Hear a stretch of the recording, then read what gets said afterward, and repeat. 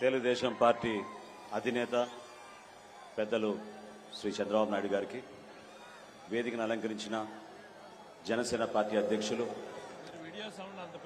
పవన్ కళ్యాణ్ గారికి, తెలుగుదేశం పార్టీ జాతీయ ప్రధాన కార్యదర్శి శ్రీ నారా లోకేష్ గారికి, అదేవిధంగా పెద్దలు బాలకృష్ణ గారికి, అచ్చెన్నాయుడు గారికి, వేదికను అలంకరించిన జనసేన పార్టీ నాయకులు, తెలుగుదేశం పార్టీ నాయకులు, ఇక్కడికి ఎంతో ఓపికతోటి అశేష ప్రజానికం లోకేష్ గారిని ఆశీర్వదించడానికి ఒక అభినందన సభనే కాకుండా రాష్ట్ర భవిష్యత్తును దృష్టిలో పెట్టుకుని ఒక రాజకీయ ప్రస్థానం చేస్తున్న ఒక యువకుడికి మీరందరూ కూడా తోడుగా నిలబడి ఈ కార్యక్రమాన్ని విజయవంతం చేసినందుకు ఇక్కడికి విచ్చేసిన ప్రజలందరికీ మనస్ఫూర్తిగా ముందుగా ధన్యవాదాలు తెలుపుకుంటున్నాను.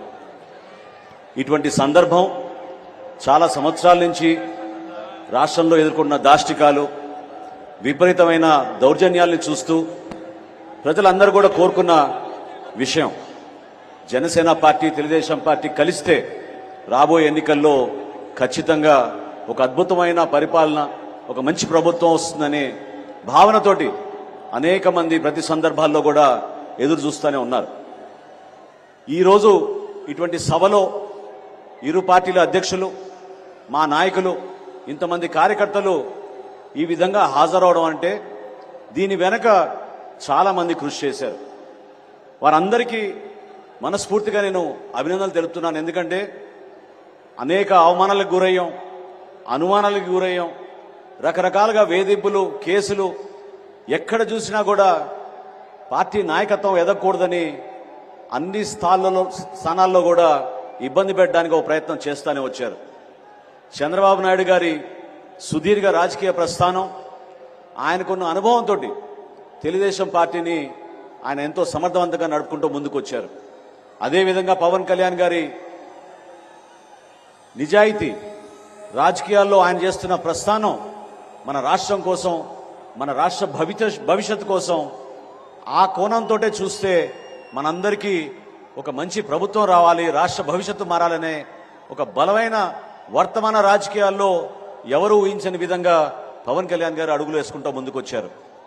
సెప్టెంబర్ 13వ తారీఖున రాజమండ్రిలో ఆ రోజు చంద్రబాబు నాయుడు గారిని కలిసినాక పవన్ కళ్యాణ్ గారు తీసుకున్న నిర్ణయం ఆ రోజు రాష్ట్రంలో సంచలనంగా మారింది.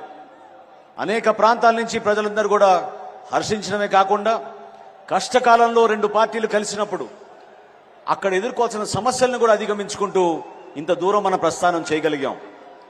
ఈరోజు మనందరం నేర్చుకోవాల్సింది, చూసి మనందరం అర్థం చేసుకోవాల్సింది, ఏ విధంగా కష్టపడి ఒక కార్యకర్తగా లోకేష్ గారు తెలుగుదేశం పార్టీ తరఫున నిలబడ్డారో. ఈరోజు ఈ సభ, ఈ సందర్భంగా నేను మీకు తెలుపుకుంటున్నాను. మొట్టమొదటిసారి ఆహ్వానం వచ్చినప్పుడు పవన్ కళ్యాణ్ గారి అభిప్రాయం ఏముండిందంటే లోకేష్ గారి నాయకత్వం పెంచాలి, ఆయన వరకే ఈ సభని, ఆయనే ముఖ్యమైన అతిథిగా ఉంటే ఈ సభకి గౌరవం దక్కుతుంది, ఆ సభకి కేవలం మనం వెళ్ళడం వలన పూర్తిగా మనం సమర్థించినట్టు కాదనే భావన వ్యక్తపరిచినప్పుడు నేను లోకేష్ గారికి తెలిపితే ఆయనలో ఉన్న స్పందించే మనస్తత్వం చూసి పవన్ కళ్యాణ్ గారు కూడా నిజంగానే చాలా ఇంప్రెస్ అయ్యారు.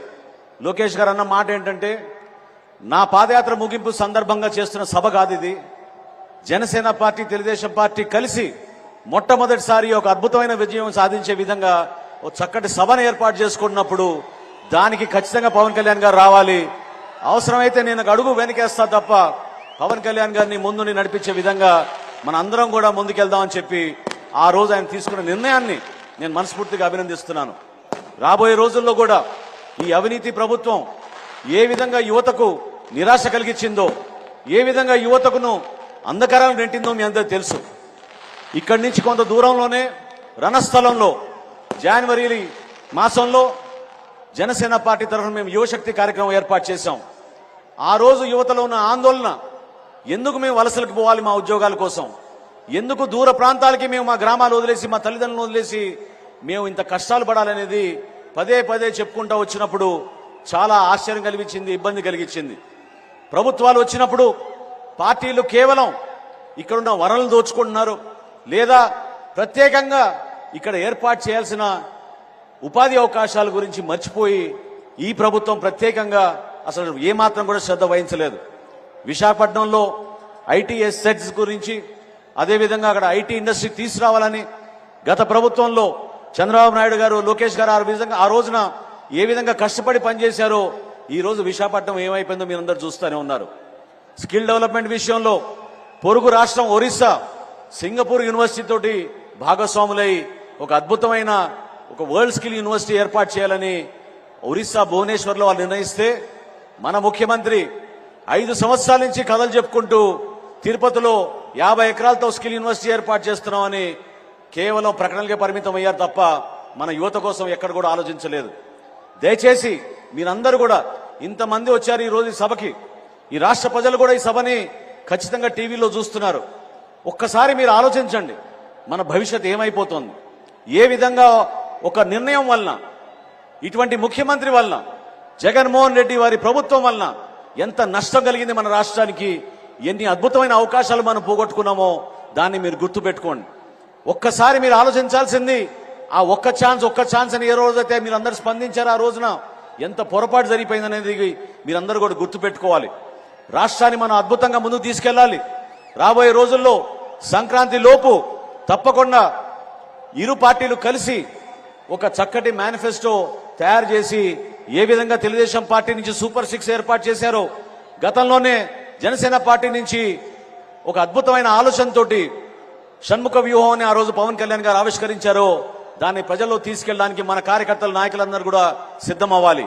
ప్రతి ఇంటికి వెళ్లి ఏ విధంగా యువతకు మన ఉపాధి అవకాశాలు కల్పించడానికి సిద్ధమయ్యామో, ఏ విధంగా మనం వాళ్ళ కాళ్ళపైన వాళ్ళు నిలబడి 10 లక్షల రూపాయల ఆర్థిక సాయంతో చక్కటి పరిశ్రమలు ఏర్పాటు చేసుకోగలుగుతారో, ఏ విధంగా ప్రతి నియోజకవర్గంలో ఒక గ్రోత్ సెంటర్ తీసుకురాగలుగుతామో దాన్ని మీరందరూ కూడా దృష్టి పెట్టుకోవాలని పదే చెప్పుకుంటూ, రాబోయే రోజుల్లో దయచేసి మీరందరూ కూడా ఇంత సుదీర్ఘమైన ప్రస్థానం బహుశా రాజకీయాల్లో ఎవరు చేసి ఉండరు.